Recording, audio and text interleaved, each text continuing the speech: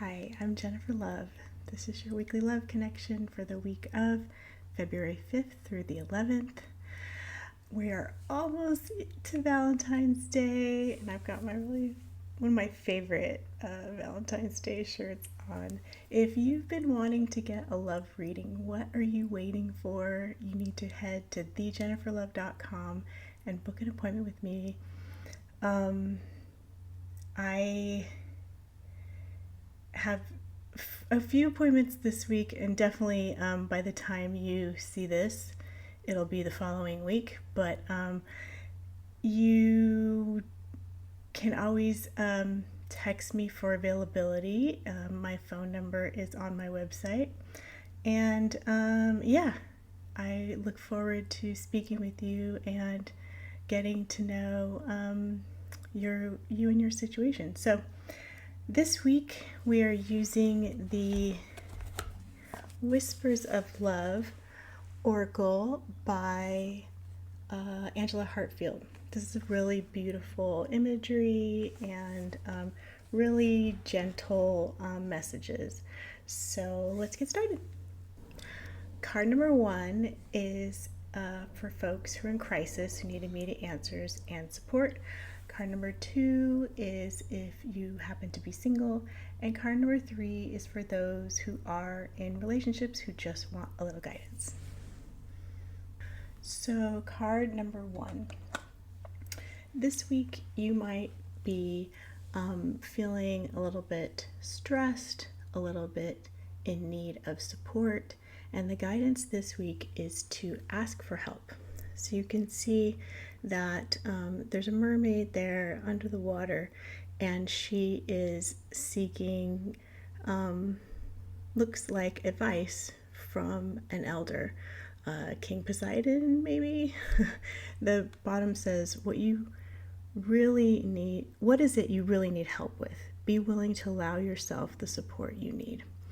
For a lot of us, it is really hard to ask for help. I know for me personally, I am Generation X. We were raised to be very independent, and it's very hard to ask for help. In our American society, sometimes asking for help is a sign of weakness, or it can be seen as a sign of weakness. But your angels are saying to you this week, because you feel so much in crisis and you have a problem that you need some assistance, some guidance with. And especially for this group, I want you to strongly consider seeking help from a spiritual advisor, a psychic.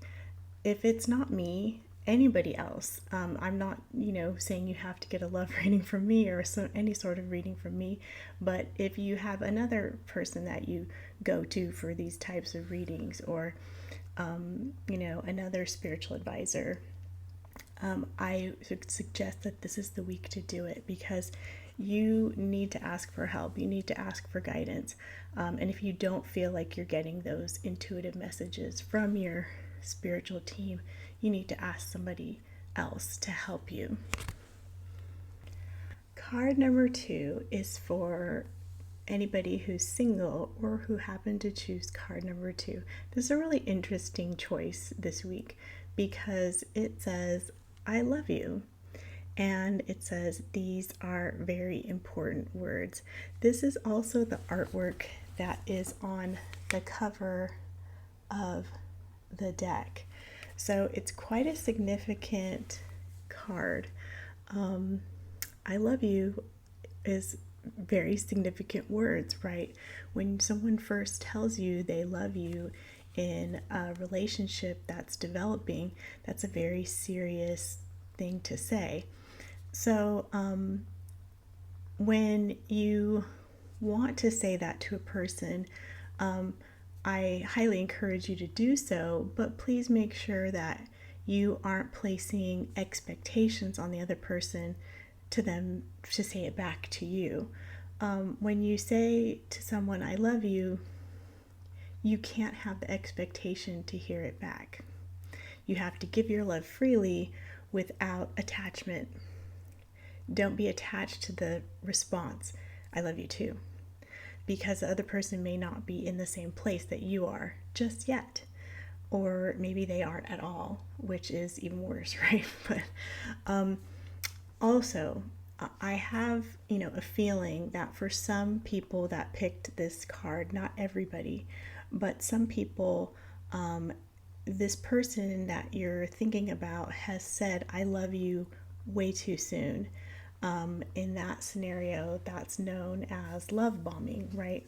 When someone doesn't know you that well and they are saying, oh, we're soulmates, I love you, I've never met anyone like you before, I love everything about you, and they don't really know you that well. So how would they know that you're soulmates if they don't even know your history, or your favorite color, or where you went to high school, or all these things that make you you?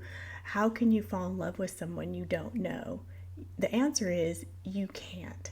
So sometimes we get very swept up in the love feelings and the emotion, but that's not really love or I love you. It can just be feelings of lust and feelings of excitement, which is fine. But don't say I love you if you don't really mean it. So those are the kind of the two scenarios I'm seeing this week. But don't be afraid to say, wrong side, don't be afraid to say I love you if you mean it. Just don't have expectations on the other person to say it back. If someone says it to you and you're not ready, don't feel pressured to say it back to them.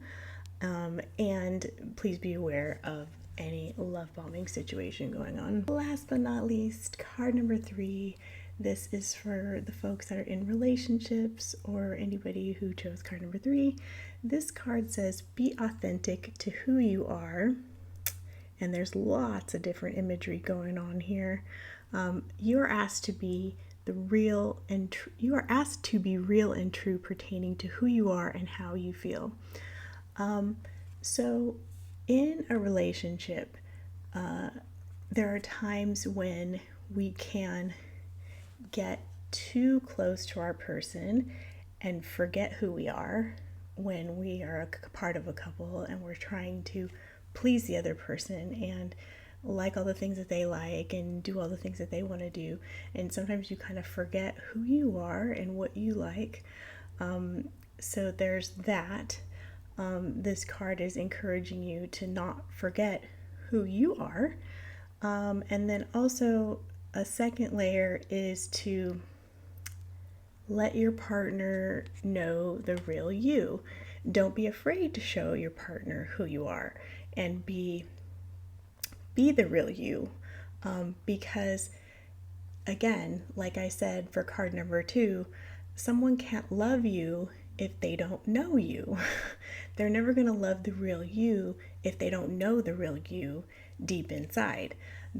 If they don't know that, I love Taylor Swift and Stranger Things, how are they going to know that the Driver Era is my favorite band and I go to all of their concerts?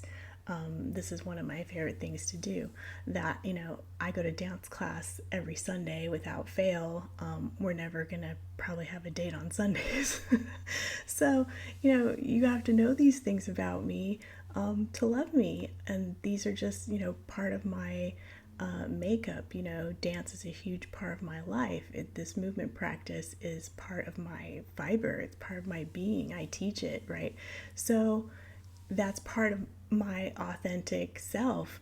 And giving these readings, this is part of who I am. I would tell people on the first date, this is what I do, because I wanted people to know, like, this is who I am, and if you don't like it, that's okay, but this is me. So I just want you to remember to let people know the real you so that they can love the real you. We all have our own quirks and special parts of us, and that's what makes you special. And everybody deserves to be loved for who they are. So I hope you found any or all of those messages relevant to your life this week, and I will see you next week. Bye.